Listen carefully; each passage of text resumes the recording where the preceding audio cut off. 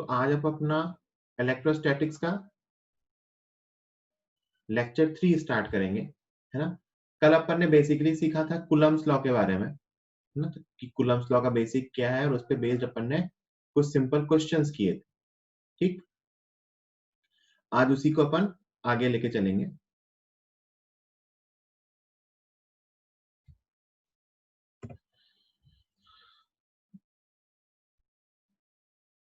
अगला क्वेश्चन है, अपन ने स्क्वायर तक किया था ना। एक सर्कल वाला भी किया था। अगला क्वेश्चन है,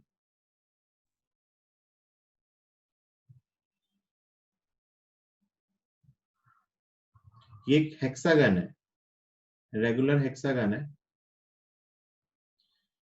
इस पे यहाँ चार्ज है प्लस क्यू, यहाँ चार्ज है माइनस क्यू, यहाँ चार्ज है प्लस क्यू, यहाँ चार्ज है माइनस क्यू, यहाँ चार्ज है प्लस क्यू, यहाँ चार्ज है माइनस क्यू, और इसके सेंटर पे ना एक प्लस कैपिटल क्यू चार्ज रखा है। This is a regular hexagon, regular hexagon of side A side का एक रेगुलर हेक्सागन है। तो आपसे पूछा गया है find net force on charge at centre, find net force on the charge at centre. Solve कीजिए।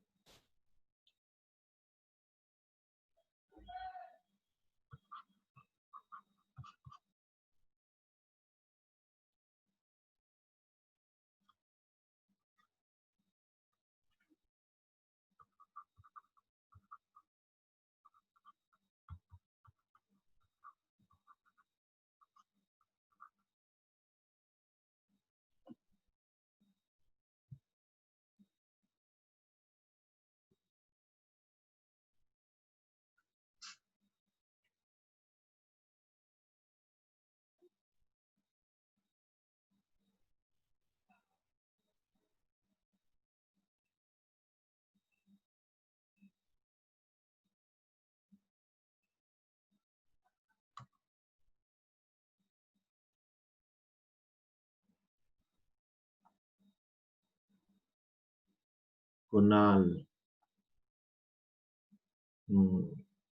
सही है।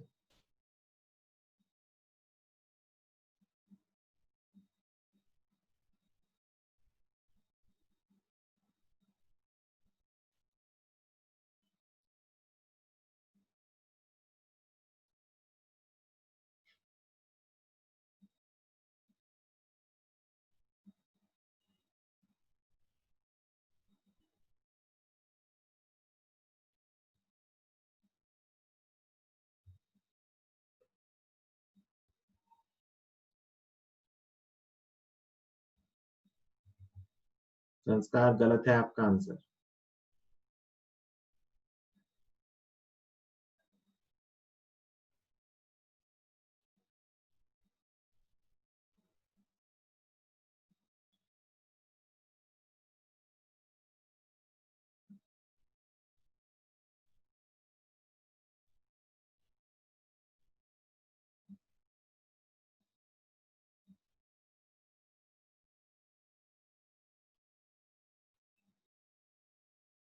सब लोग सॉल्व करेंगे जैसे मैंने सिखाया था।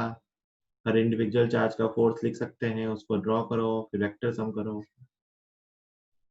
के क्यू क्यू अपॉन ए स्क्वायर को आप कैपिटल एफ मान सकते हो, तो मतलब कैलकुलेट करके लिखना इजी होगा।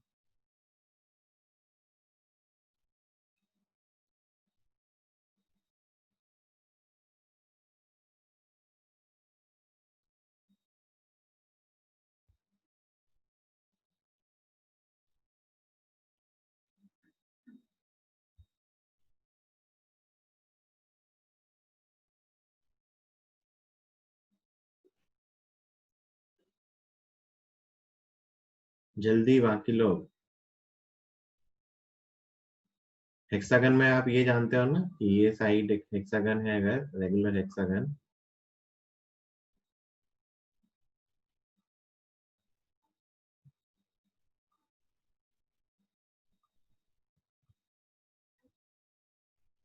करो फिर, नहीं हो रहा तो ज्योमेट्री है बेसिक सी।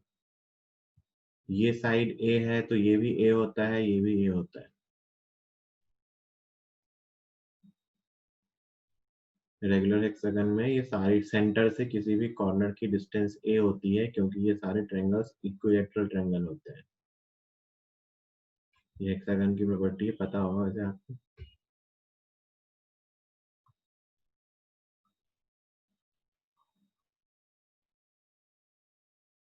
विशाल रवि, गलत है आपका आंसर।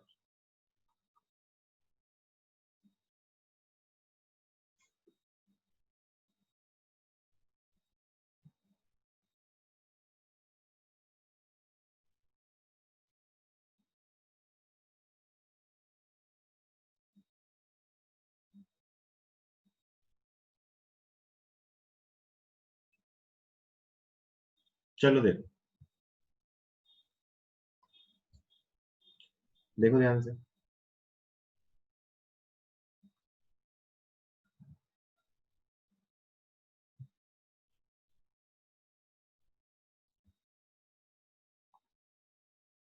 संस्कार अब सही है।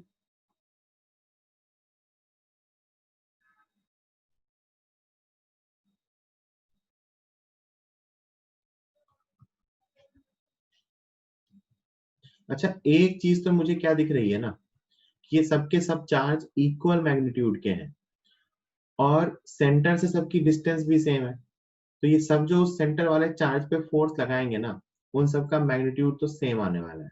मैग्नीट्यूड में कोई डिफरेंस नहीं आएगा, मैग्नीट्यूड सबका इक्वल आएगा। ये प्लस क्यू है, ध्यान से देखना, मैं नंबरिंग कर दे रहा हूँ। 1 2 3 4 5 6। 1 का फोर्स ये प्लस है, ये भी प्लस है। अभी मैं सेंटर वाले चार्ज को ये हटा देता हूँ ना। देखना इधर, F1 दोनों प्लस थे, तो F1 इधर आएगा, उसको भी मैं F लिखता हूँ। ये सबको समझ में आ रहा है कि हर चार्ज के फोर्स का मैग्नीट्यूड इक्वल होगा, क्योंकि चार्जेस इक्वल है और डिस्टेंस भी इक्वल है। तो ये 1 का फोर्स है नीचे, 2 ये भी प्लस है, ये इस पे फोर्स लगाएगा इधर, ये भी आ गया F3, ये इस पे फोर्स लगाएगा इधर F4, ये माइनस है, ये भी इस पे फोर्स लगाएगा नीचे, क्योंकि अट्रैक्टिव फोर्स लगाएगा, वो प्लस क्यू है, ये माइनस क्यू है। तो ये F पहले से था, एक F और हो गया नीचे की तरफ। 5, ये माइनस है, ये प्लस है, ये भी इस पे फोर्स इधर की तरफ ही लगाएगा, तो इधर एक F और हो गया, F प्लस है। और ये माइनस क्यू, ये भी इस पे फोर्स इधर की तरफ ही लगाएगा, तो ये भी F plus F equal to 2F हो गया। तो अगर मैं इन सारे फोर्सेस को वापस सिर्फ वेक्टर डायग्राम में फोर्स लिखूं, तो मतलब नीचे की तरफ है अपने पास 2F फोर्स, इधर की तरफ भी अपने पास है 2F फोर्स, और इधर की तरफ भी अपने पास है 2F फोर्स। ये एंगल 60 डिग्री है, ये एंगल भी 60 डिग्री। अब मुझे इन तीनों वेक्टर्स को सम करना है, तो आप जैसे चाहो वैसे सम कर सकते हो। मुझे सबसे सिंपल क्या दिख रहा है ना, कि इन दोनों को सम कर लो, है ना। ये दोनों साइड वाले, तो ये दोनों इक्वल मैग्नीट्यूड वाले हैं और इनके बीच का एंगल है 120।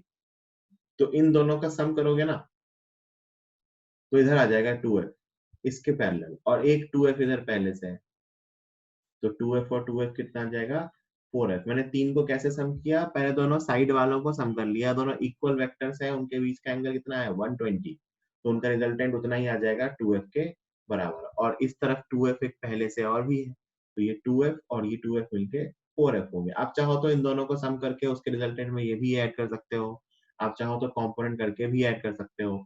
ये मुझे यहाँ सबसे सिंपल लगा, so answer is 4F। 4F, है ना। तो यहाँ पे नेट फोर्स जीरो नहीं हुआ, क्योंकि एक्चुअली ना आमने सामने वाले चार्ज की जो फोर्स थे वो ऐड हो रहे थे। वो एक चार्ज प्लस था, एक चार्ज माइनस था, तो उनके फोर्सेस कैंसिल नहीं हो रहे थे, बल्कि क्या हो रहे थे, ऐड हो रहे थे। ये बात समझ में आती है? जल्दी से लिख लो 1 मिनट में।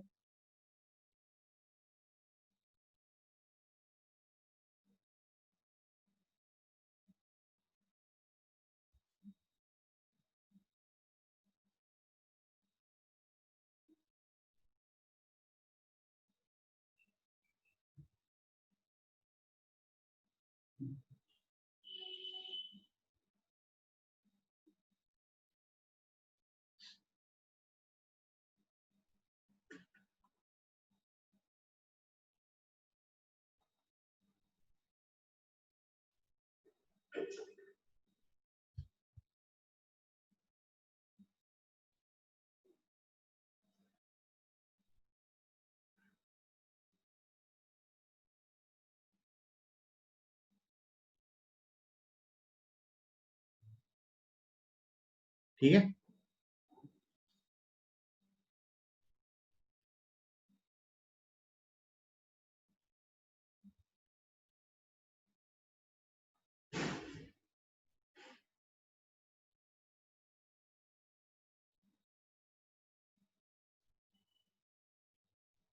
चलो next question.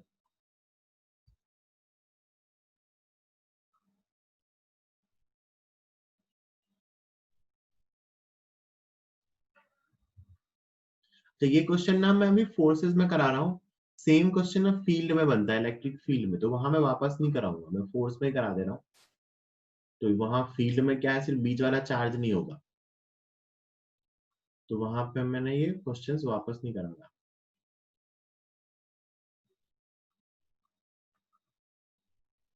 Same question, centre वाले चार्ज पे फोर्स बनाना है, रेगुलर हेक्सागन है।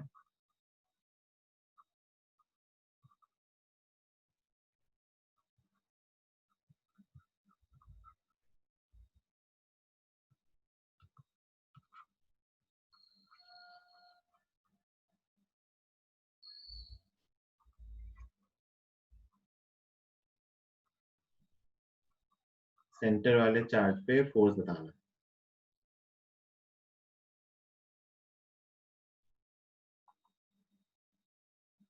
सही है। जिन दो लोगों ने आंसर दिया है, 3 लोगों ने दिया है। गुड। सब लोग जल्दी से। हाँ भाई, इसका आंसर 0 है। इसका आंसर 0, क्योंकि यहाँ ना इस केस में आमने सामने वाले के फोर्स कैंसिल हो रहे हैं। देखो हर किसी का फोर्स तो इक्वल नहीं है, बट आप कह सकते हो कि इस प्लस क्यू का इस पे फोर्स आएगा नीचे, मान लेते हैं ये एफ आएगा, तो इसका फोर्स इस पे आएगा ऊपर, वो भी कितना आएगा, एफ पे कैंसिल हो जाएगा। वैसे इसका इस पे फोर्स इधर 2F आएगा, इसका इस पे फोर्स इधर 2F आएगा, इसका इस पे फोर्स 3F आएगा, इसका इस पे फोर्स 3F आएगा। तो आमने सामने अगर इक्वल चार्ज रखे हो, तो सेंटर पे रखे चार्ज पे नेट फोर्स क्या आएगा, 0। क्या आएगा, 0। तो नेट फोर्स 0 कब मिलेगा हमें ऐसी ज्योमेट्री में, जब आमने सामने कैसे चार्ज रखे हो, इक्वल, है ना। ये प्लस क्यू ये माइनस क्यू होता तो 0 नहीं था। इक्वल मतलब मैग्नीट्यूड में भी इक्वल और साइन भी सेम। तो इस केस में क्या होगा कि आमने सामने वाले चार्जेस एक दूसरे के फोर्स को कैंसिल कर रहे हैं, तो नेट फोर्स क्या आएगा, 0। सोच के देखो आप, मैं ऐसे ही क्वेश्चन में आपसे कह दूं कि एक रिंग है ना, आगे करेंगे बात इसकी, बट अभी ऐसे ही दे रहा हूं। एक रिंग है, इस पे यूनिफॉर्म चार्ज क्यू है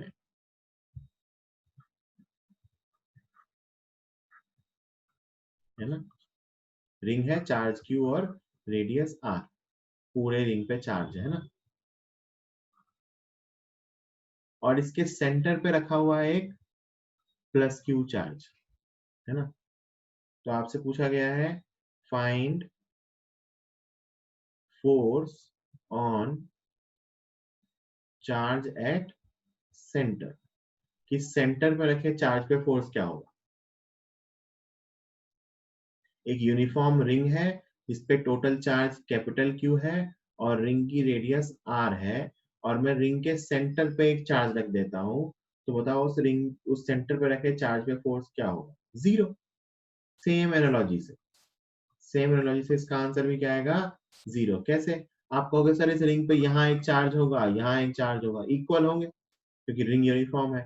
इसका फोर्स इधर आएगा, इसका फोर्स इधर आएगा। वैसे यहाँ एक चार्ज होगा, यहाँ एक चार्ज होगा, इनके फोर्स कैंसिल होंगे। यहाँ एक चार्ज होगा, यहाँ एक चार्ज होगा, इनके फोर्स कैंसिल होंगे, है ना। तो इसका भी आंसर क्या है, 0, है ना। तो अगर मुझे आमने सामने इक्वल चार्ज दिख गए, तो मैं कह सकता हूँ कि सेंटर पर रखे चार्ज पे नेट फोर्स क्या आएगा, 0। डन है क्या, बोलो भाई।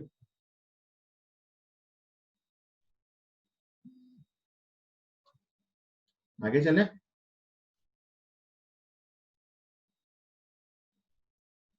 लिख लो जल्दी जिनको लिखना है, 1 मिनट दे रहा हूँ।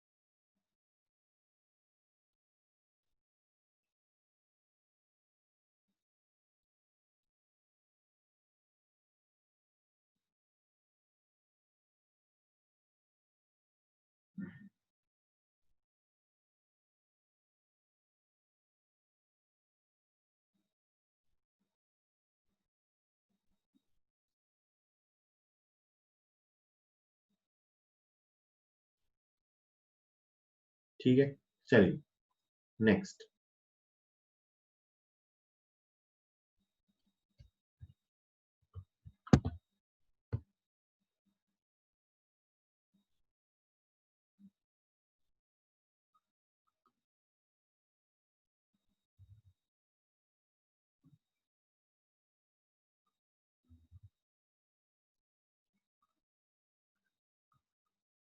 एक प्लस क्यू यहाँ है, एक प्लस क्यू यहाँ है, एक प्लस क्यू यहाँ है, और इसके सेंट्रॉइड पे एक प्लस कैपिटल क्यू रखा हुआ है। ये साइड्स वही वापस इक्विलेटरल ट्रायंगल है।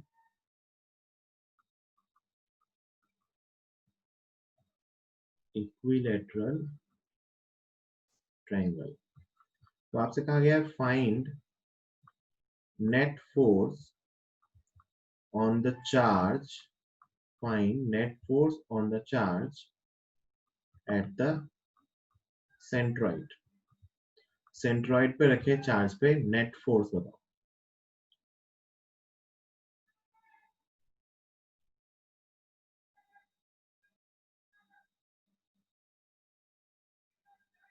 इक्विलेटरल ट्रायंगल है, हर कॉर्नर पे प्लस क्यू चार्ज रखा हुआ है, और इसके सेंट्रॉइड पे प्लस कैपिटल क्यू चार्ज रखा है मैंने, और सेंट्रॉइड ये ट्रायंगल का साइड ए है। तो अब मैंने आपसे पूछा है कि सेंट्रॉइड पे रखे चार्ज पे नेट फोर्स क्या होगा।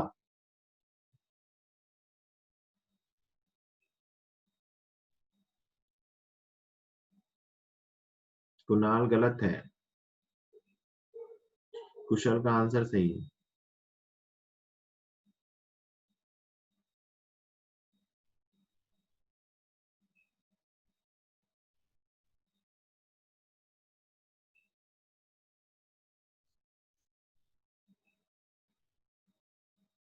रवि का आंसर भी सही है।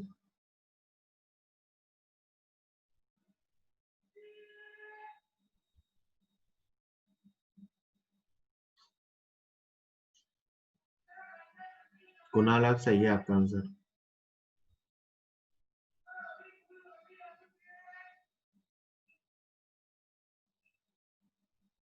अमित गलत है।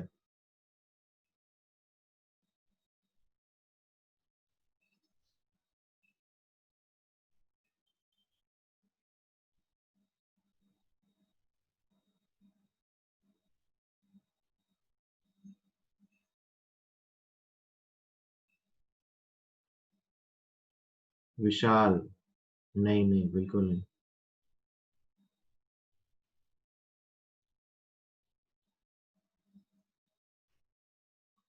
आपने वेक्टर सम की खूब प्रैक्टिस नहीं करी है।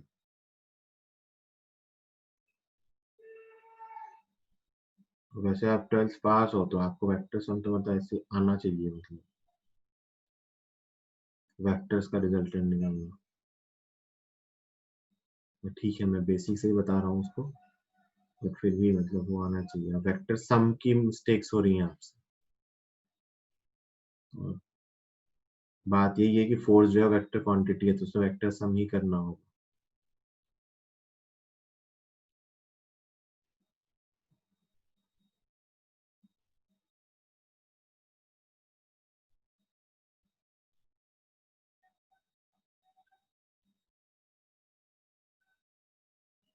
कुछ भी एज्यूम कर लो, एफ के क्यू बाई ए स्क्वायर को एफ मान लो, के q Q by A square को एफ मान लो, कोई फर्क नहीं पड़ता उससे, क्योंकि आंसर 0 आएगा, है ना। चलो देखो इधर,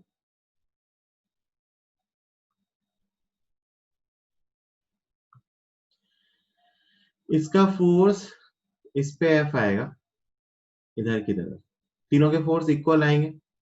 इसका फोर्स इस पे इधर एफ आएगा, और इसका फोर्स इस पे इधर एफ आएगा। ये तीनों फोर्स मैग्नीट्यूड वाइज इक्वल होंगे। मैं इसको साइड में वापस ड्रॉ कर रहा हूँ। एक फोर्स एफ नीचे आएगा, एक फोर्स एफ इधर आएगा, और एक फोर्स एफ इधर आएगा, है ना।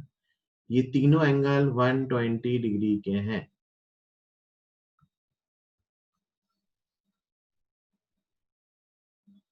है ना। तो इनका नेट सम क्या है? 0। कैसे पता कि मैंने 360 के एंगल को 3 पार्ट में बांटा, तो 120 और 3 इक्वल मैग्नीट्यूड के फोर्स हैं, इनका वेक्टर सम क्या आएगा 0। आप कैसे भी कर लो, या तो इन दोनों का रिजल्टेंट ऊपर और ये इसका रिजल्टेंट नीचे, तो इसका नेट फोर्स क्या आएगा 0। अच्छा, मैं F की वैल्यू निकाल सकता हूँ, निकालने की जरूरत नहीं है, बट मैं F की वैल्यू निकाल सकता हूँ। कैसे निकालूंगा, ध्यान से देखना। ये डिस्टेंस आप जानते हो क्या, इक्विलेटरल ट्रायंगल में कॉर्नर से सेंट्रॉइड के बीच की डिस्टेंस।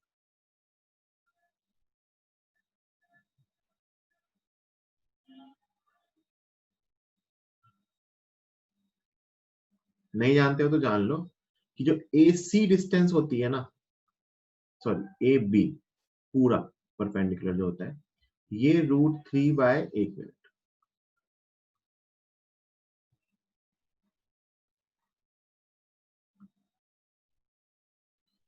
ये जो AB डिस्टेंस है कंप्लीट, दिस इज √3/2a। और एक प्रॉपर्टी होती है कि जो AC/CB होता है वो 2:1 होता है। तो जो AC लेंथ आएगी, ये आएगी 2/3 इंटू √3/2a। ये 2 से 2 कैंसिल हुआ, √3 भी कैंसिल हुआ, तो वो डिस्टेंस आती है a/√3। तो ये जो सेंटर से कॉर्नर की डिस्टेंस आती है, ये आती है a/√3। ये ध्यान रखना होता है, अपने 7th 8th में सीखते हैं ये, ध्यान रखिए। एंगल समझ नहीं आया, कौन सा एंगल भाई, 120?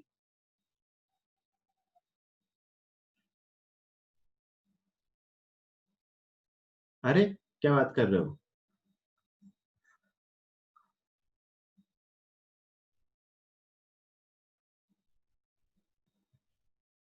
कैसे भी निकाल लो एंगल तो।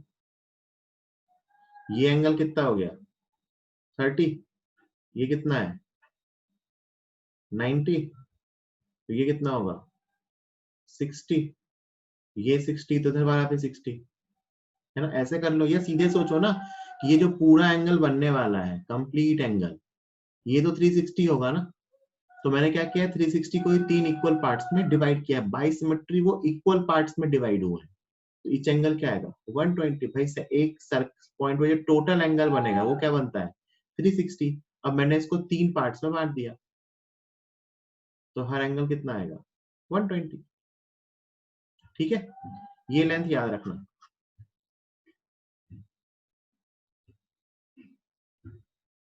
जल्दी लिख लीजिए।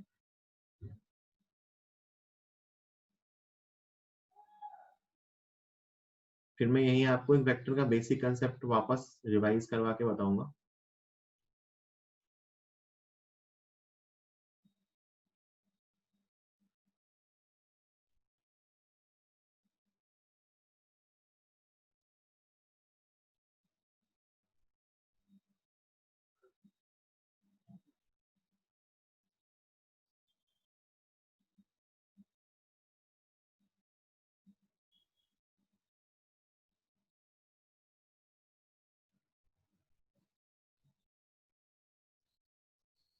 ठीक है,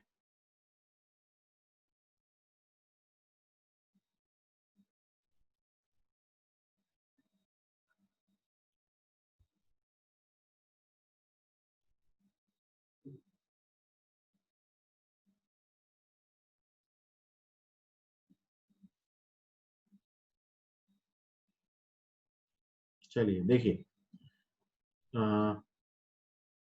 एक कंसेप्ट है, अगर मैं फोर्सेस के इक्विलिब्रियम की बात करूं,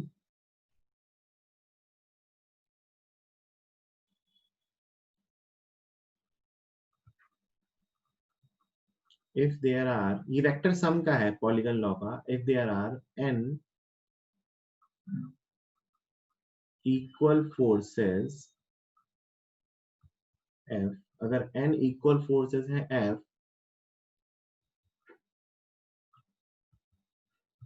inclined to each other at an angle 360 upon n.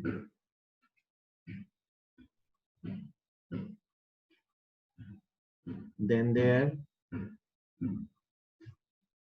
vector sum will be 0. Actually ये मैंने पॉलीगन लॉ लिखा है कि इस केस में वो एक रेगुलर पॉलीगन बनाएंगे। तो मैं कह रहा हूं there are n equal forces F inclined to each other at an angle 360 degree upon n, then their vector sum will be 0. each other नहीं, मतलब inclined to adjoining कह लो। मतलब मैं क्या कह रहा हूं, मान लो तीन फोर्स है जो भी मैंने ड्रॉ किया, ध्यान से समझना। तो तीन फोर्स है तो फोर्सेस के बीच का एंगल क्या होना चाहिए, 120 डिग्री। तो अगर ये तीन फोर्सेस ऐसे 120 पे आ जाए तो इनका सम क्या आएगा, 0। ऐसे ही मान लो चार फोर्स है, तो चार फोर्स में वो कितने के एंगल पे हो, 90। तो ये तो अपन जानते हैं कि ये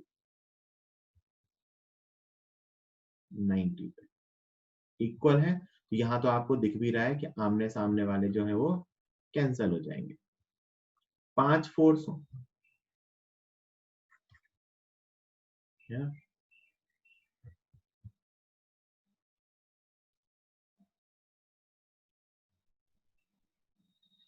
पांच में एंगल कितना आएगा, 360 डिग्री अपॉन 5, मतलब 72 degree. So this is 72, this is 72, this is 72, this is 72 and this is 72। यहाँ कितना आएगा, 90 90 90 90। यहाँ कितना आएगा, 120 120 120। इसका भी एफ नेट कितना आएगा, 0। इसका भी एफ नेट कितना आएगा, 0। इसका भी एफ नेट कितना आएगा, 0। इन सब के नेट फोर्स क्या आने वाले हैं, 0। एक्चुअली ना ये सब मिलके ऐसा क्यों 0 आएगा, because they will form a closed regular polygon. ये क्लोज रेगुलर पॉलीगन फॉर्म करेंगे और उनका सम क्या हो जाएगा, 0। तो अपन कह सकते हैं कि अगर identical forces and identical forces 360 degree upon n ऐसे इक्वल एंगल पे हैं तो उनका सम क्या आएगा, 0। अब आप कहोगे कि इसमें ऐसा क्या है, तो क्या है ना कि जब ये नंबर ऑफ फोर्सेस इवन आ रहे हैं, जैसे 4 आ गए 6 आ गए, तब तो आपको ना ये आमने सामने कैंसिल होता दिख जाता है, कोई दिक्कत नहीं आती। मैंने स्क्वायर का केस कराया था, वो दिख जाएगा आपको। मैंने हेक्सागन का केस कराया था, वो दिख जाएगा। बट जैसे ही ये ऑड नंबर ऑफ फोर्सेस आएंगे ना, मतलब ऑड साइड्स वाला रेगुलर पॉलीगन, तो आपको ये प्रॉपर्टी याद रखनी होगी कि वहां अपने को फोर्स निकाल के कंपोनेंट करने में टाइम वेस्ट नहीं करना है। जैसे कि मैं वापस ये स्लाइड लाऊंगा, मैं आपको एक एग्जांपल देके समझा रहा हूँ, फिर आप दोनों स्लाइड एक साथ लिखना। जैसे मान लो मैं आपसे ये क्वेश्चन पूछ दूं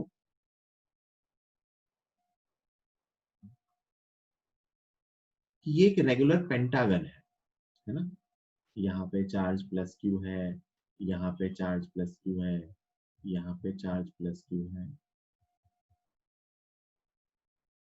ठीक है, एक रेगुलर पेंटागन है। और इसके सेंटर पे ना यहाँ पे एक प्लस क्यू चार्ज रखा है ना, ठीक, regular pentagon. Regular pentagon, regular pentagon की का मतलब हर साइड इक्वल है ना। तो आपसे इसमें पूछा है कि find net force on charge at the centre. Centre पे रखे चार्ज पे नेट फोर्स क्या होगा, जल्दी बताएंगे सब लोग। सेंटर पे रखे चार्ज पे नेट फोर्स क्या होगा,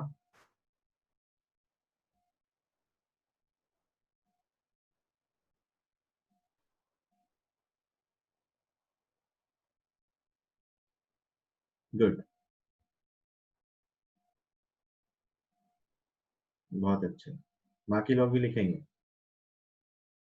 सब लोग अपना अपना आंसर लिखेंगे।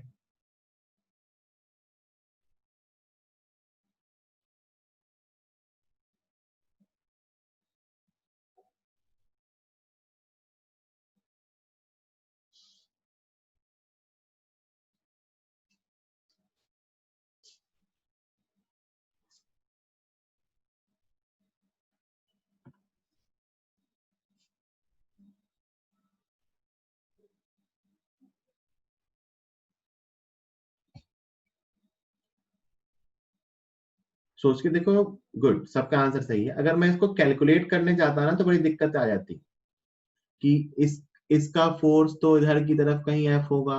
मान लो आपको ये डिस्टेंस दे भी रखी होती, रुक जाओ, इसका फोर्स इधर की तरफ एफ होगा, इसका फोर्स इधर की तरफ एफ होगा, इसका फोर्स इधर की तरफ एफ होगा, और इसका फोर्स नीचे की तरफ है ना। अब ये पांचों फोर्स में कोई आमने सामने का फोर्स नहीं है, कोई। बेटा संस्कार, पांच फोर्स हैं इक्वल एंगल पे, 360/5 कर लो, कितना आएगा? 6 होते तो 360/6 कर लो, 7 होते तो 360/7 कर लो, 8 होते तो 360/8 कर लो, है ना। इक्वल एंगल पे है ना, बाइसिमेट्री। ये रेगुलर पॉलीगन है तो सबके बीच के एंगल इक्वल आएंगे। तो ये ना इक्वल इक्वल वाले आ गए, 72 72 72 72 72, है ना। तो वापस क्या मैं कह सकता हूँ कि ये एक रेगुलर, ये इक्वल फोर्सेस हैं और वो इक्वल एंगल पे ऐसे डिस्ट्रीब्यूटेड, तो इनका सम क्या आएगा?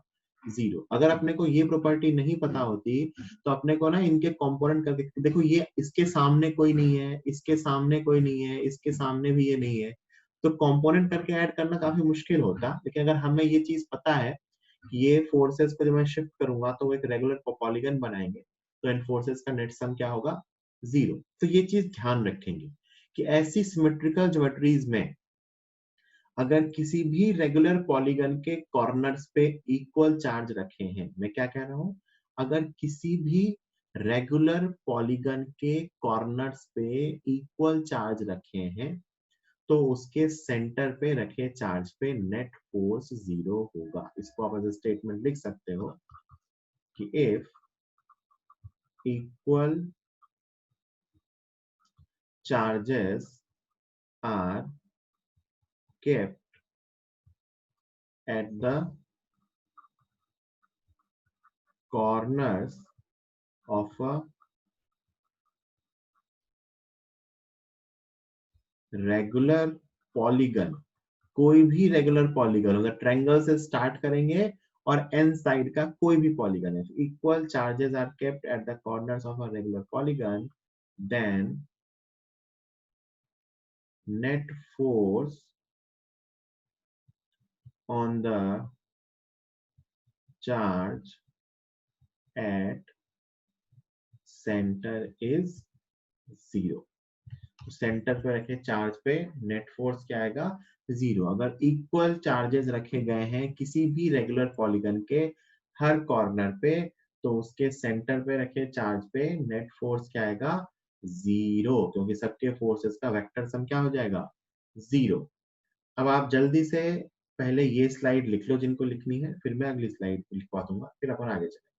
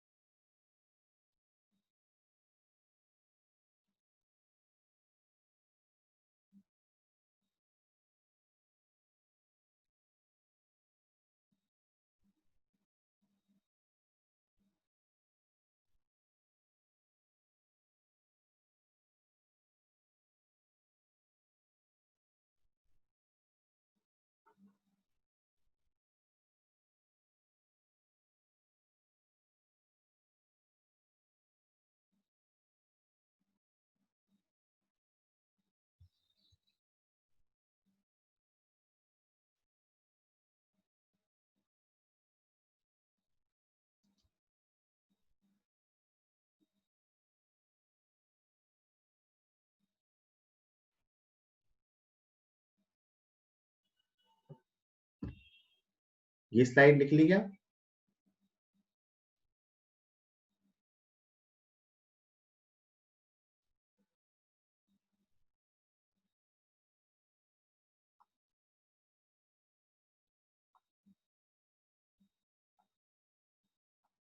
ये भी लिख लो।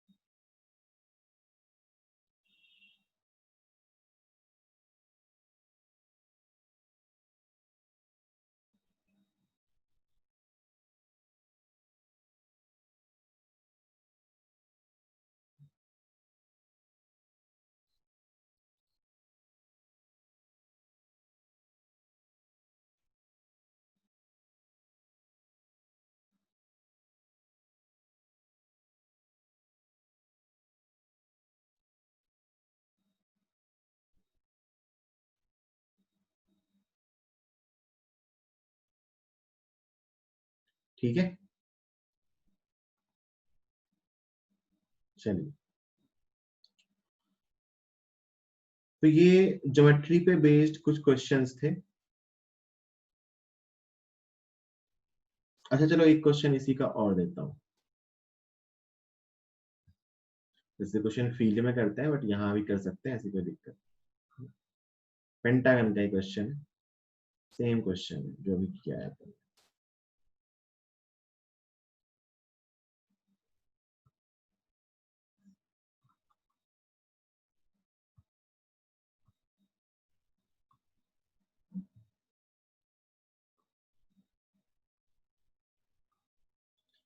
क्वेश्चन में कहा गया है, आप क्वेश्चन लिख लो तो तक मैं ड्रॉ कर रहा हूँ। Equal point charges plus Q, equal point charges plus q are kept at the equal point charges plus q are kept at the corners of a regular pentagon, corners of a regular pentagon, and a charge plus capital Q, and a charge plus capital Q is kept at the center, and a charge plus capital Q is kept at the center.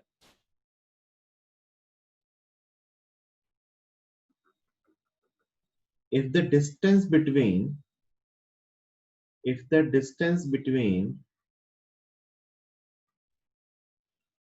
corner of a pentagon and center of a pentagon is L, if the distance between corner of a pentagon and center of a pentagon is L, है ना, क्योंकि ये distance ना यहाँ पे अपने को वरना साइड से निकालनी पड़ती। अगर अपने को मान लो साइड दी होती तो फिर वो 72 डिग्री का कॉस साइन यूज करके निकालना पड़ता। तो इस क्वेश्चन में आपको ये डिस्टेंसेस दिए कॉर्नर से सेंटर वाली is L, then first question find net force on the charge at center, find net force on the charge at center। जल्दी से इसका आंसर बताओ पहले का, जल्दी से सब पहले क्वेश्चन का आंसर बताओ सब लोग, सबके नाम दिखने चाहिए चैट बॉक्स में। हाँ सबने सही लिखा है, पता है, मैं वही क्वेश्चन वापस करवा रहा हूँ, जल्दी से सब लोग आंसर लिखें।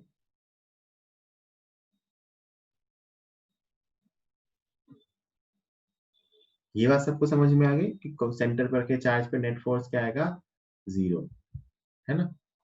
ठीक, ये मतलब मुझे पूछना भी नहीं था, ऑब्वियस सी बात है, तो मैं क्यों पूछता। पूछना है मुझे इस बार दूसरा क्वेश्चन, तो पहले का आंसर तो लिख लो आप 0, है ना। दूसरा question, if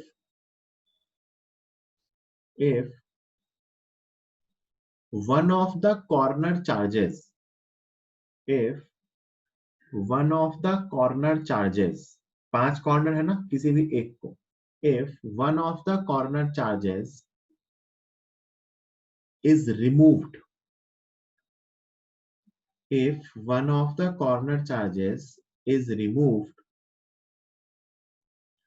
then find the net force on the charge at the center। If one of the corner charges are removed, then find the net force on the charge at the center। अब solve करो। अगर इस 5 में से एक force को हटा दिया मतलब 4 बचे, तो अब सेंटर पे रखे चार्ज पे फोर्स क्या आएगा।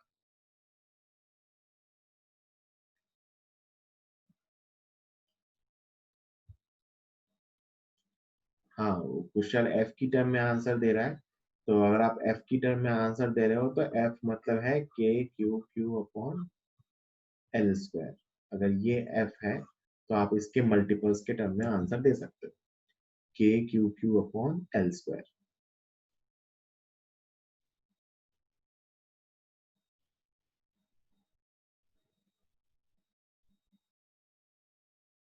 कुशल और स्नेहिल का आंसर आया और वो आंसर सही है।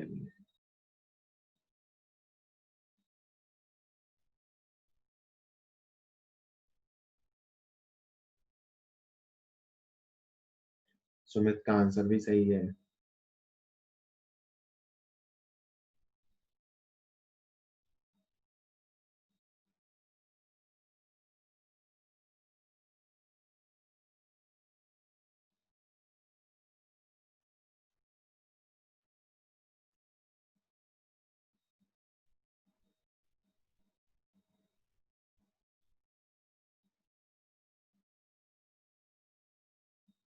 k³/r²।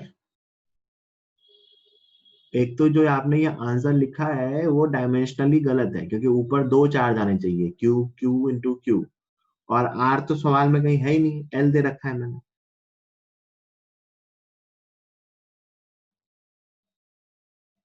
आप एफ की टर्म में आंसर दे सकते हो बेटा।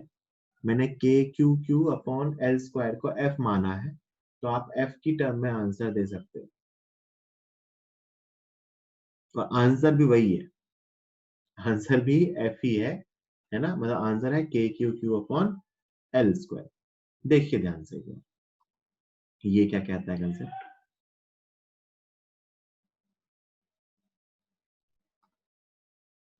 हाँ सही है। देखिए ये कंसेप्ट क्या कहता है कि मान लीजिए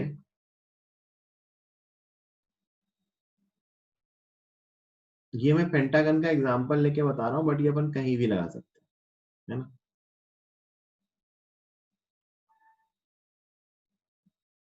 So,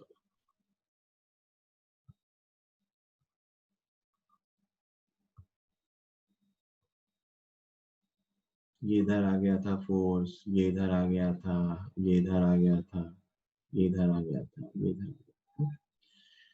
मान लो इन फोर्सेस का सम 0 है, मैंने उनको नाम देता हूँ बेटा, F1 + F2 इक्वल मैग्नीट्यूड के हैं, बट क्योंकि डायरेक्शन अलग है मैं उनको डिफरेंट डिफरेंट नाम दे देता हूँ। F3 + F4 + F5, है ना। ये अपना 1 है, ये अपना 2 है, ये 3 है, ये 4 है और ये 5 है। ये कॉर्नर 1 था, ये कॉर्नर 2 था, ये कॉर्नर 3 था, ये कॉर्नर 4 था। ध्यान से सुनना, एक कंसेप्ट है, कोई क्वेश्चन नहीं है। 5। तो मैंने हर कॉर्नर वाले चार्ज का फोर्स लिखा था, और क्योंकि सब पे इक्वल चार्ज थे तो इसका सम क्या आया था, 0। ये अपना पहला सवाल था कि F1 vector plus F2 vector plus F3 vector plus F4 vector plus F5 vector क्या आएगा, 0। क्यों आएगा, क्योंकि सारे वेक्टर इस केस में इक्वल मैग्नीट्यूड के थे और इक्वल एंगल पे वो एक दूसरे से बाइसिमेट्री इंक्लाइन थे। अब इसने कहा है कि मान लो मैं इसको हटा दूं, समझ में आता है क्या, किसी एक को हटाना है, मान लो 1 को हटा दो, है ना। तो आफ्टर रिमूविंग 1, एक को हटाने के बाद नेट फोर्स क्या बचा, तो आप एक को हटा दो, बाकी सब तो एज इट इज रहेंगे।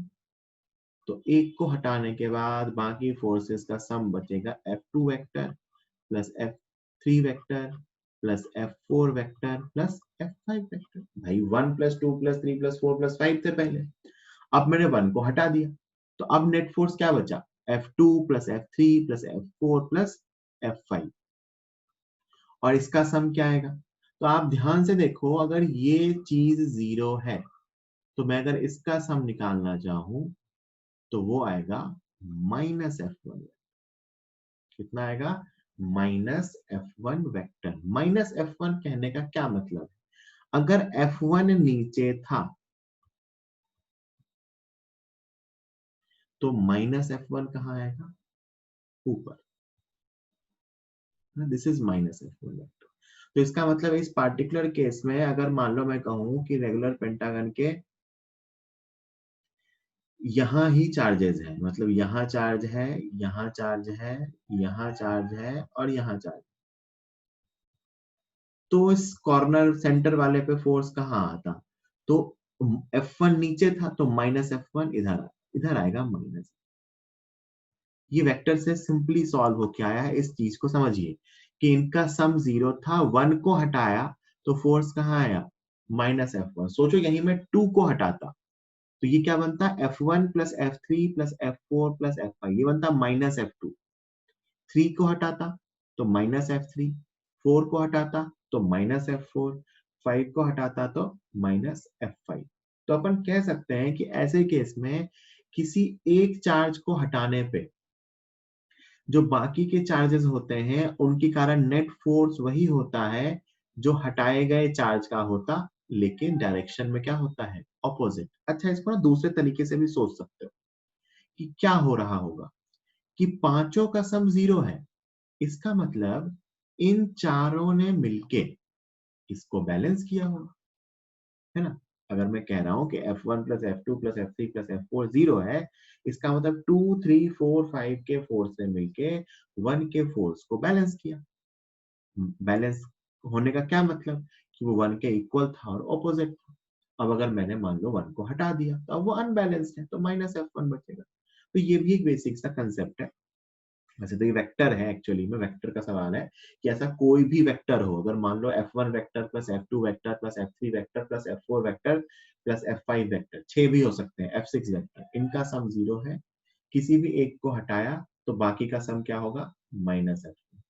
अच्छा, यहीं पे एक अच्छा क्वेश्चन और बोल रहा हूं मैं, करवा नहीं रहा मैं ऐसे ही, कि मान लो मैंने कहा होता कि 1 और 2, ध्यान से सुनना मेरी बात बेटा, 1 और 2 दोनों को हटा दिया तो क्या करते, तो करते कि बचा क्या, F3 plus F4 plus F5। सोचो मैं कह रहा हूं कि if 1 and 2 are removed, 1 and 2 are removed, एक की जगह दो हटाते तो क्या होता, तो नेट फोर्स बचता बेटा F3 vector plus F4 vector plus F5 vector, और इसको मैं क्या लिखता, माइनस F1 माइनस F2, मतलब इन दोनों का वेक्टर है ना। तो ऐसे जितने फोर्सेस हटाए गए हैं तो अपन कह सकते हैं कि हटाए गए फोर्सेस के रिजल्टेंट के ऑपोजिट, जनरली एक ही हटाते हैं, तो अपन ऐसे ध्यान रख सकते हैं कि अगर कुछ फोर्सेस का नेट सम 0 है तो उनमें ये कुछ फोर्सेस का नेट सम 0 है, तो उनमें से अगर किसी भी एक फोर्स को हटाया जाए तो हटाए गए फोर्स का, तो बाकी बचे फोर्सेस के कारण जो नेट फोर्स आता है वो हटाए गए फोर्स के इक्वल होता है। अब मैं जो क्वेश्चन था उसको डायरेक्टली उस पेज पे सॉल्व कर देता हूँ कि आपने कहा दूसरा क्वेश्चन में, ये मान लो 1 है ना, कि if charge at corner 1 is removed, अगर कॉर्नर 1 वाले चार्ज को रिमूव किया गया तो नेट फोर्स क्या बचेगा, then net force equal to minus F1 vector.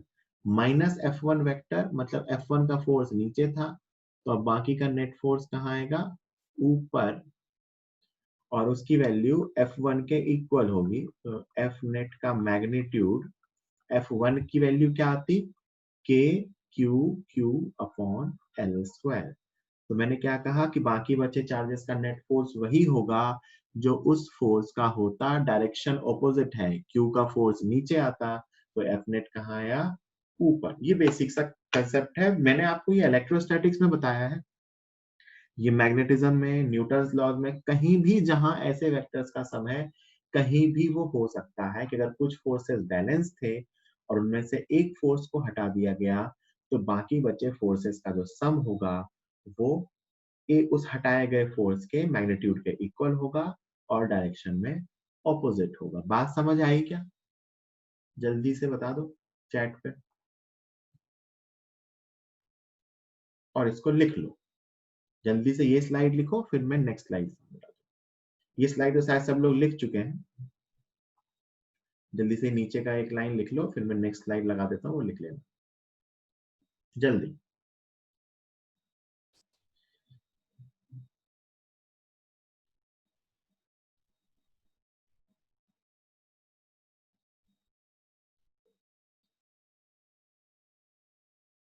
अभी अपन दो टॉपिक एक साथ सॉल्व कर रहे हैं, मतलब कूलम्स लॉ भी सीख रहे हैं, इसके डिफरेंट डिफरेंट केसेस, और साथ साथ अपन इलेक्ट्रिक फील्ड के भी ज्योमेट्री बेस्ड क्वेश्चन कर रहे हैं। इलेक्ट्रिक फील्ड में बस वो चार्ज वहां नहीं रखा होगा प्लस क्यू, बस साइड चार्जेस होंगे तो फील्ड निकालनी होती है। तो ऑलमोस्ट सेम ही होते हैं, एक क्यू गायब हो जाता है हर जगह से। इसलिए अपन कूलम लॉ को थोड़ा डिटेल में सीख रहे हैं ज्यादा एग्जांपल्स करके।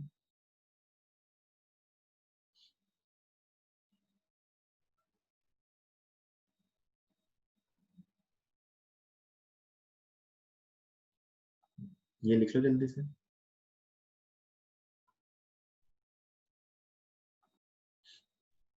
ये इंपॉर्टेंट कंसेप्ट है भाई।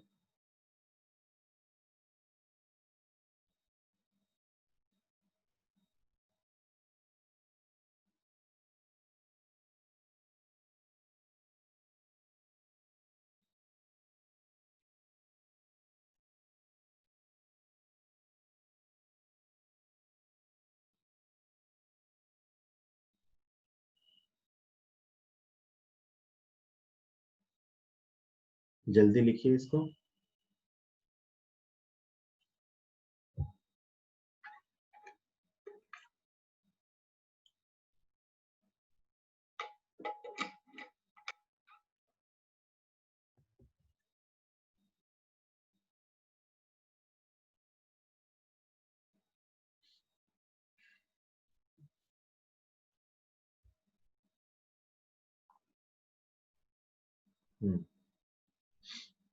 डन।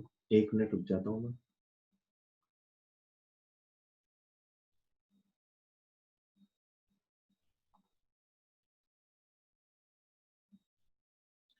तो ये अपने ना न्यूटन इसके कूलम्स लॉ के ज्योमेट्री पे बेस्ड क्वेश्चंस थे, है ना, कि ज्योमेट्री पे पेंटागन, हेक्सागन, ट्रायंगल एक रख दिया, एक हटा दिया, तो इस पे बेस्ड क्या क्या क्वेश्चंस अपने बनते हैं इजी टू मॉडरेट लेवल पे।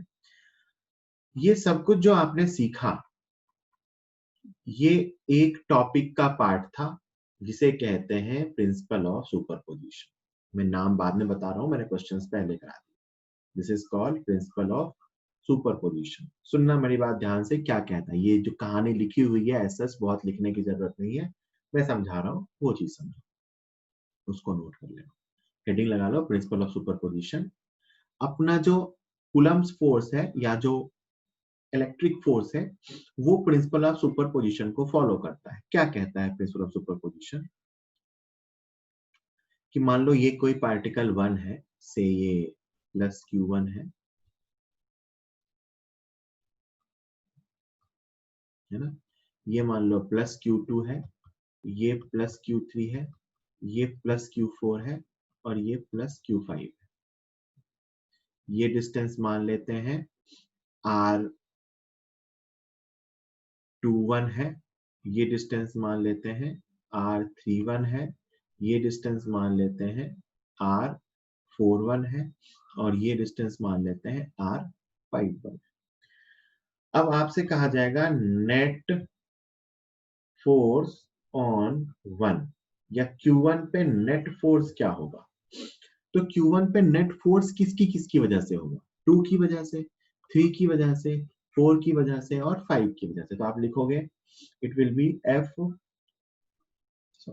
F12 मतलब 1 पे 2 का फोर्स, प्लस F13 1 पे 3 का फोर्स, प्लस F14 1 पे 4 का फोर्स, प्लस F15। तो प्रिंसिपल ऑफ सुपरपोजिशन कहता है कि 1 पे लगने वाला नेट फोर्स 2, 3, 4, 5 के इंडिविजुअल फोर्सेस का वेक्टर सम होगा। मतलब ऐसा नहीं होगा कि 2 के आने से 3 का फोर्स चेंज होगा। 3 का फोर्स तो उतना ही है, K Q1 Q3 upon R13 square. Q4 का फोर्स उतना ही होगा। इन सारे फोर्सेस को लिख के उनका वेक्टर सम कर दो, तो वही नेट फोर्स आएगा। This is principle of superposition. देखो क्या लिखा हुआ है, Coulomb's force between two body follows principle of superposition, implying that electrical forces between 2 point charges is independent of presence or absence of other charges। ये क्या कह रहा है मैं बताता हूं। मान लो सिर्फ यही दो चार्ज होते हैं और इनके बीच की डिस्टेंस होती है R21। तो जो F21 की वैल्यू आती मैग्नीट्यूड की कितना आता, K Q1 Q2 upon R21 का होल स्क्वायर, ये आता। यहां भी यही आएगा। जैसे यहां मैंने क्या कहा, इफ ओनली Q2, सिर्फ Q2 होता तो फोर्स इतना आता। अब मैं कह रहा हूं Q2 के साथ Q3, Q4, Q5 है, तो भी Q2 का फोर्स उतना ही होगा, Q3 का फोर्स उतना ही होगा, Q4 का फोर्स उतना ही होगा और Q5 का फोर्स उतना ही होगा। हाँ, नेट फोर्स जो होगा वो इन पांचों चारों का वेक्टर सम होगा। तो प्रिंसिपल ऑफ सुपरपोजिशन कहता है कि किसी तीसरे के होने या ना होने से दो चार्जेस के बीच के फोर्स पे कोई फर्क नहीं पड़ेगा। जैसे मैं वापस रिपीट कर रहा हूं कि मान लो एक चार्ज है Q1, उस पे Q2, Q3, Q4, Q5 forces लगा रहे हैं, तो Q2 का Q1 पे फोर्स इस चीज पे डिपेंड नहीं करेगा कि Q3, Q4, Q5 है या नहीं। वो अगर है तो भी वो फोर्स के Q1, Q2 upon R21 square होगा। वो अगर नहीं है तो भी वो फोर्स के Q1, Q2 upon R21 square होगा। This is principle of superposition. और जो नेट फोर्स है वो सारे फोर्सेस का वेक्टर सम है। ठीक है, जल्दी से लिख लो इस बात को। मतलब अपने को तो ये सोचना है कि नेट फोर्सेस का वेक्टर सम करना है, जो आपने अभी तक किया है। बस ये नाम बता दिया ताकि आपको पता रहे कि हाँ ये क्या होता है। प्रिंसिपल ऑफ सुपरपोजिशन जल्दी से लिख लीजिए।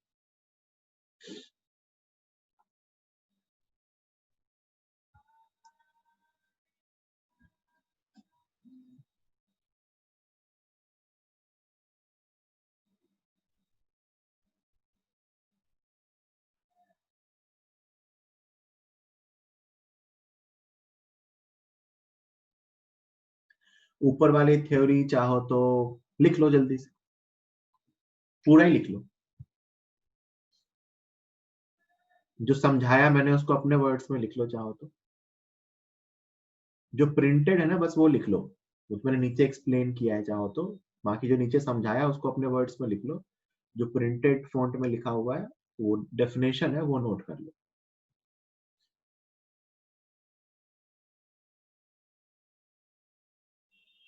नीचे तो मैंने उसको एक्सप्लेन किया है उसी बात को, तो वो आप चाहो तो अपने वर्ड्स में लिख लो उसको, या समझ गए तो अच्छी बात है, कोई ज्यादा मतलब नहीं।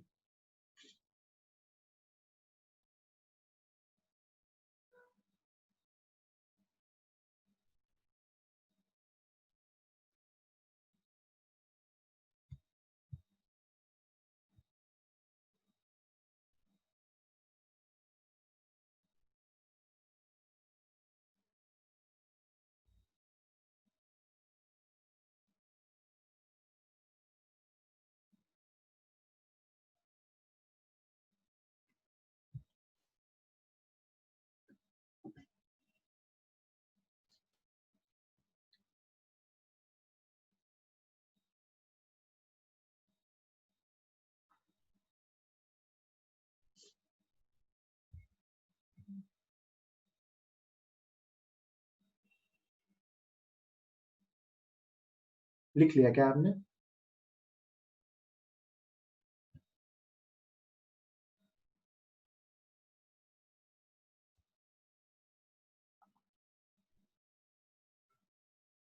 लिखो।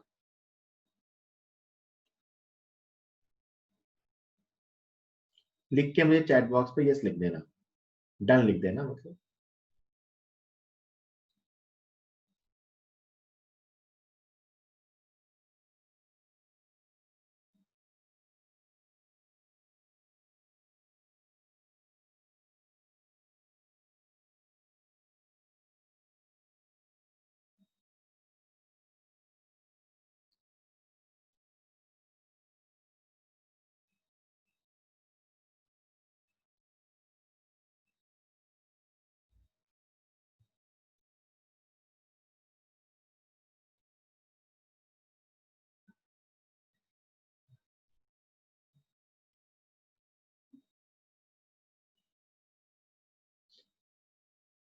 दो लोगों ने डन लिख दिया है। लिख लो तो एक बार चैट बॉक्स पे डन लिख देना। 1 मिनट और रुक जाता हूँ मैं, फिर अगला।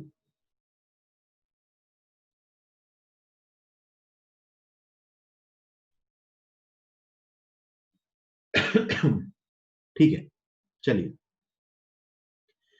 तो ये अपने चैप्टर का एक पोर्शन था इस कूलम्स लॉ के टॉपिक का। एक टाइप के सवाल किए हमने कूलम लॉ की ज्योमेट्री पे बेस्ड, है ना। इसमें triangle, square, hexagon, pentagon, circle, इनमें से रख के अपन ने फोर्सेस निकाले और फिर उसका वेक्टर सम कैलकुलेट किया। ठीक है, अगले टाइप का सवाल आता है, वो मैं आपको क्वेश्चन दे रहा हूं, आप खुद ही करोगे अभी, देखो ध्यान से। चलो, फिर मैं उस पर बेस्ड कुछ थ्योरी है वो एक्सप्लेन करूंगा। पहले तो आपको क्वेश्चंस खुद करोगे।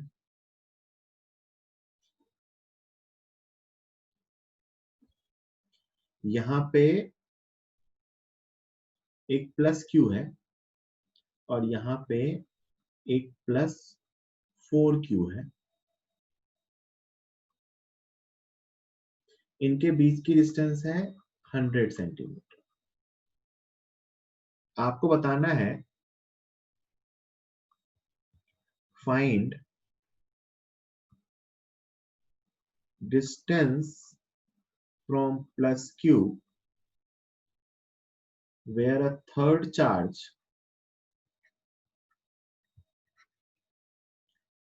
plus small q should be kept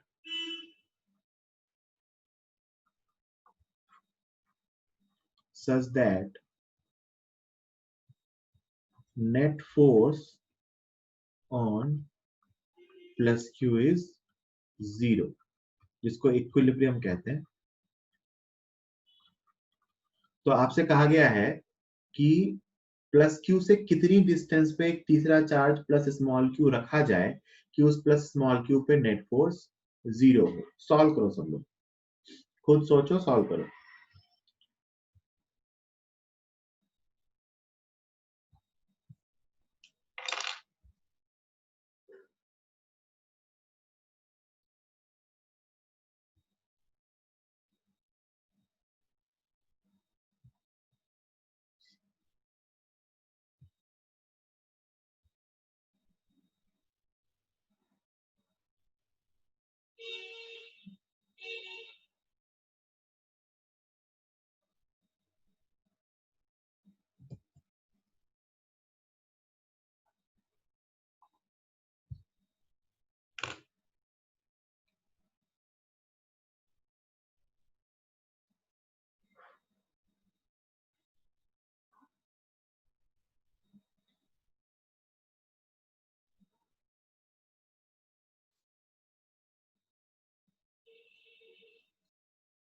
मैं 2 मिनट का टाइम दे रहा हूँ, फिर मैं एक्सप्लेन करूंगा।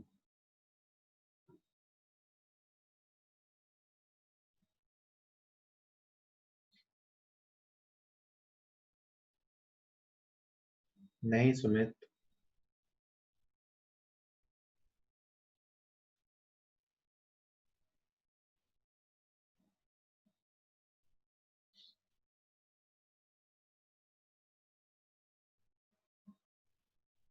अभी तक एक भी सही आंसर नहीं दिखाया मुझे चैट बॉक्स में।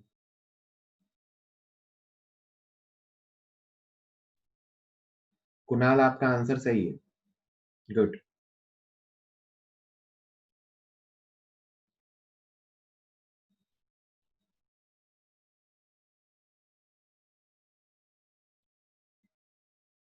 विशाल, आपका आंसर भी सही है।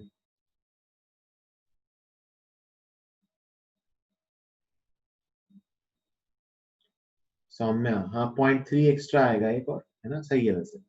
आप वही बताना चाह रहे थे, आई थिंक 33.33। 100/3 है आंसर, 33.33, 100/3। सौम्य आपका भी सही है, कुणाल, विशाल और सौम्य, स्नेहिल आपका भी सही है। अब तो बोल दिया मैंने आंसर, है ना। चलो देखते हैं।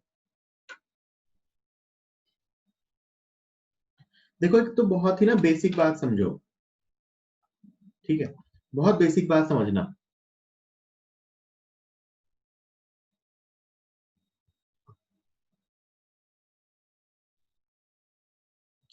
एक तो मुझे एक तीसरा चार्ज रखना है जिसपे नेट फोर्स 0 हो जाना चाहिए। नेट फोर्स 0 कब होगा?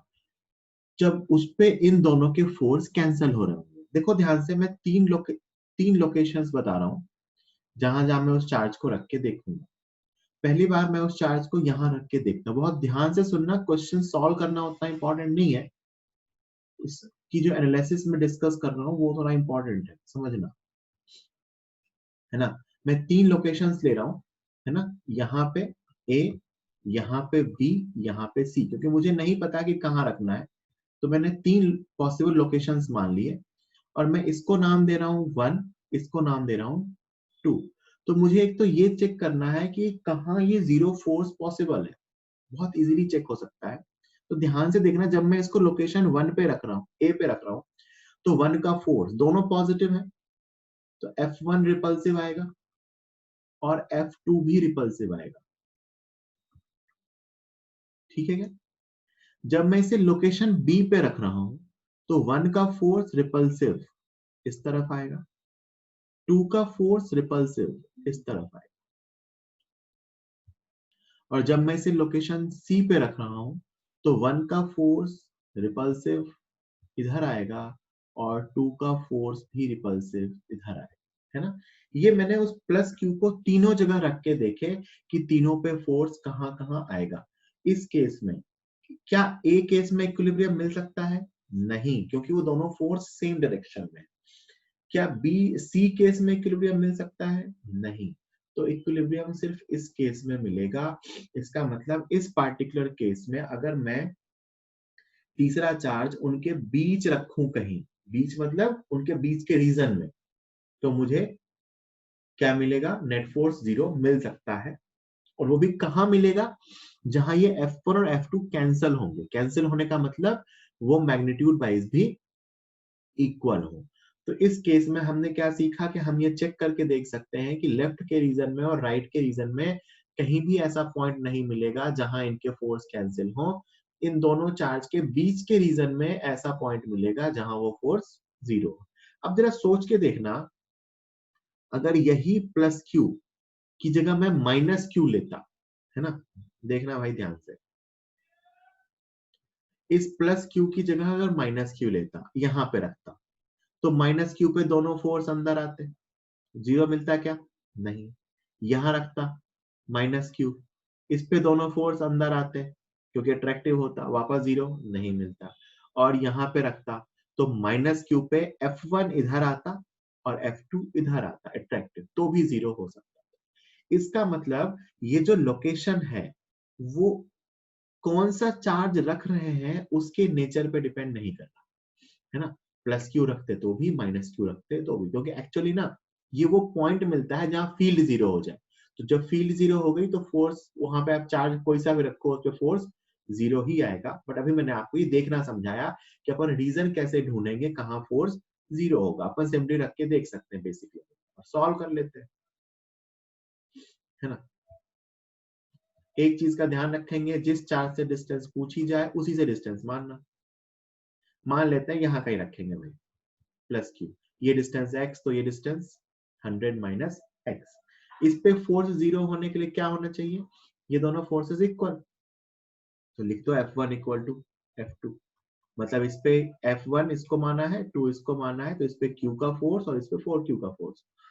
तो आप लिखोगे K Q into Q upon x square equal to K 4Q into Q upon 100 minus x का होल स्क्वायर।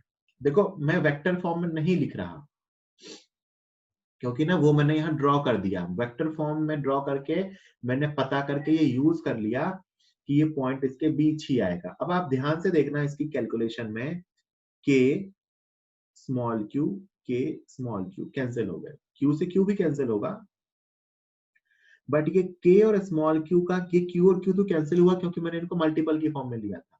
के हमेशा कैंसिल होगा, और ये क्यू कौन सा चार्ज है जो मैंने रखा है वो भी कैंसिल हो गया, क्योंकि याद है भी मैंने आपको कहा था उस क्यू पे डिपेंड नहीं करेगा। तो बचा क्या? मैं नेक्स्ट पेज पे ले लेता हूं। बचा अपने पास 1 upon x square is equal to 4 upon 100 minus x square, है ना। इसको हटाएंगे तो ये बचा 1/x² / 4/100 - x का होल स्क्वायर। अब इसको ना कभी भी क्वाड्रेटिक बना के सॉल्व करने के चक्कर में मत फंसना। इसको ऐसा लिखना, कभी भी गलती से मैं रिपीट करना हूं इसको क्वाड्रेटिक मत बना लेना, ये ऐसे ही सिंप्लीफाई हो जाता है। इज इक्वल टू रूट ले लिया, 100 - x equal to 2x, x equal to 100/3 centimetre. Quadratic बनाओगे तो भी ऑब्वियस सी बात है आंसर सेम आएगा, बट वो गलती मत करना, उसका टाइम वेस्ट होगा, है ना। तो अपन इसको ऐसा सॉल्व करके ला सकते हैं। तो अपन ने बेसिकली क्या सीखा कि वो पॉइंट कहाँ आएगा, Q से 100/3 सेंटीमीटर, और वो कहाँ आएगा, अंदर। ठीक, जल्दी से लिख लो।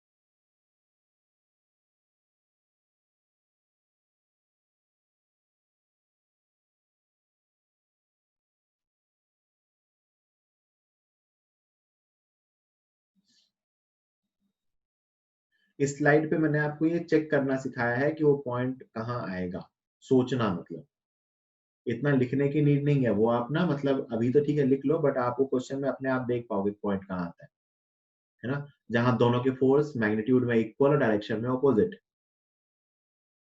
दोनों चार्जेस का फोर्स जिस रीजन में मैग्नीट्यूड में इक्वल डायरेक्शन में ऑपोजिट होगा, वहीं पे वो कैंसल बैलेंस हो सकते हैं, अदरवाइज नहीं हो सकते।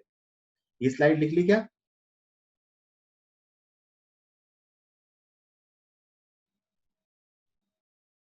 अगले पे तो कैलकुलेशन है, कर लो फटाफट। याद रखना मैं रिपीट कर रहा हूँ, क्वाड्रेटिक मत बना लेना, नहीं बनानी, सीधा रूट लेके सॉल्व कर लेना है।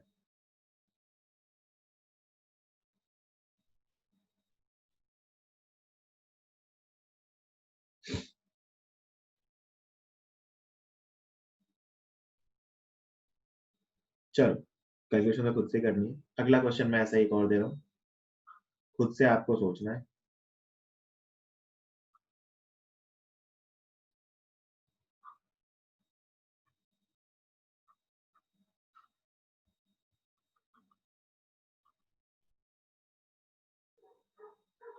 सेम क्वेश्चन, बस एक माइनस है एक प्लस है। Find distance from -q where a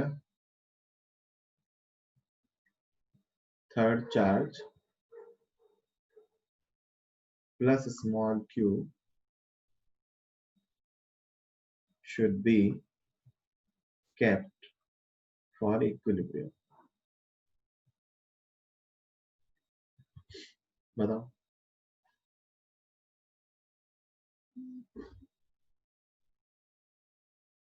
आज अपन ने इसका इस इक्विलिब्रियम वाले का बेसिक कवर किया है।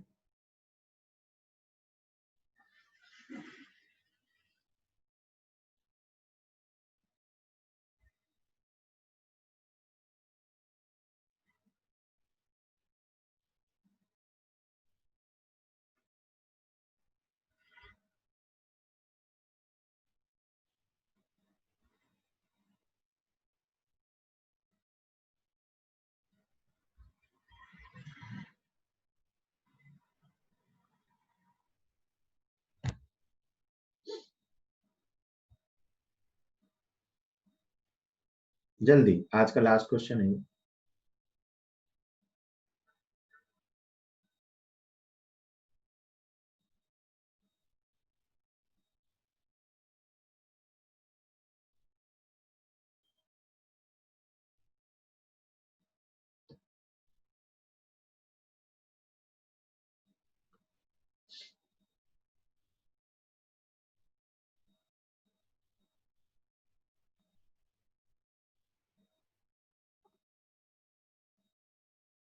चलो देखते हैं। पहले तो ये डिसाइड कर लेते हैं कि पॉइंट आएगा किधर, है ना। देखिए इधर फटाफट डिसाइड कर लेते हैं। ये माइनस क्यू है, ये प्लस 4 क्यू है ना। यहाँ रखेंगे, क्या रख रहे हैं, प्लस क्यू, है ना। इसको 1 नाम दे रहा हूँ, इसको 2 नाम दे रहा हूँ, मैं जल्दी से बता रहा हूँ। इस पे F1 का फोर्स अंदर आएगा और F2 का फोर्स बाहर आएगा, है ना। इस रीजन में आते आके रखते हैं प्लस क्यू, तो इस पे F1 का फोर्स इधर आएगा, F2 का फोर्स भी इधर आएगा, और यहाँ पे आएंगे तो प्लस क्यू यहाँ रखेंगे तो इस पे F1 का फोर्स इधर आएगा और F2 का फोर्स इधर आएगा, है ना। तो यहां से ये समझ में आता है कि इस बार ये बीच में बैलेंस नहीं होगा, बल्कि या तो इधर बैलेंस हो सकता है या तो इधर बैलेंस हो सकता है ना। बीच में तो दोनों फोर्सेस सेम डायरेक्शन में है, तो यहाँ तो बैलेंस हो ही नहीं सकता। तो इसका मतलब या तो लेफ्ट में बैलेंस होगा या तो राइट में बैलेंस, है ना। अब मैं कह रहा हूं कि the equilibrium point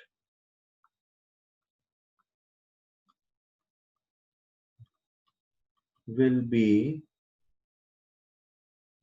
near the smaller magnitude charge, कि जो इक्विलिब्रियम पॉइंट होगा वो छोटे मैग्नीट्यूड वाले चार्ज के पास होगा। क्यों होगा, क्योंकि बेटा आप ना फोर्स, ध्यान से समझना मेरी बात, आप ना फोर्सेस इक्वेट कर रहे हो। तो मैं कहता हूं कि ये फोर्सेस अगर इक्वल है ना,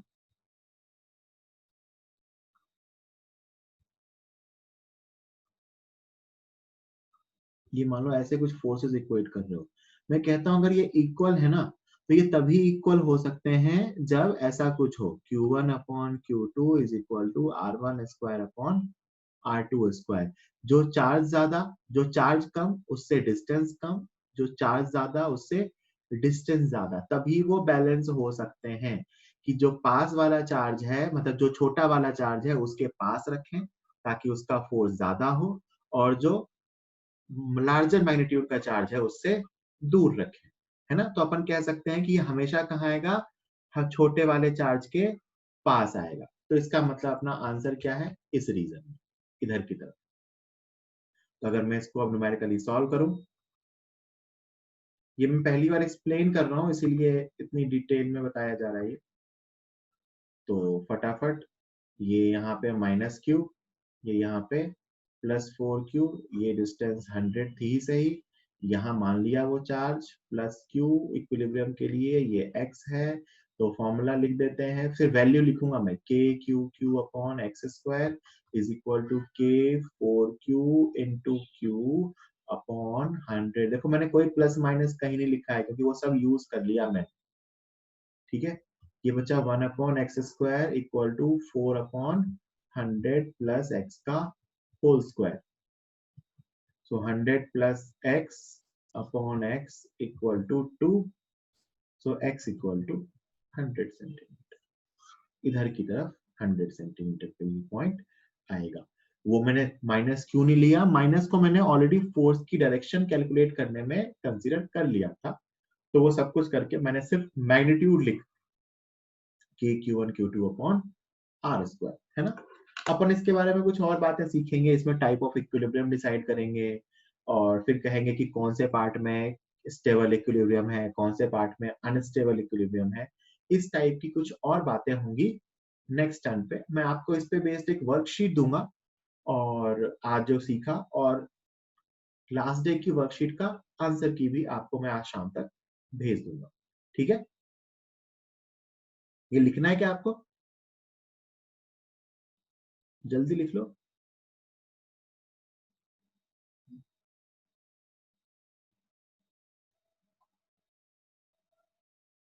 सिंपल है वैसे, इसमें कुछ है नहीं ऐसा।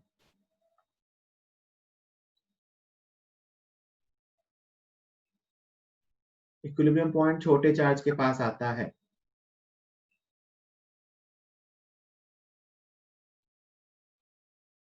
ठीक है।